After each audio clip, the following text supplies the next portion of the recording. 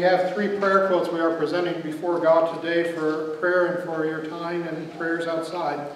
The first is for George Collier, a friend of Diana Devalou, a member of the prayer quilt ministry, and George needs prayers for healing and for increasing in his energy. He's suffering from afibrillation of his heart. The second is for Dashanai Atabai, Philip Larson's co-worker's granddaughter. She's a 13-year-old girl who's been diagnosed with leukemia, and so we pray for healing and comfort for them. The third is for Susie Weiss, again a friend of a member of the quilt ministry who's been diagnosed with pancreatic cancer. And so we pray for effective treatment and encouragement and for trust in God in response. Dear Heavenly Father, as we present these quilts to you this day, we offer our prayers as well. We pray that these quilts may be messengers of your mercy and grace.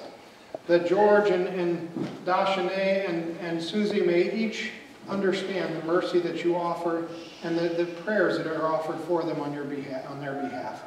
Lord, we pray that they might each receive healing from their illness, and that they might each receive your comfort and peace in this time. Lord, in your mercy, hear our prayer.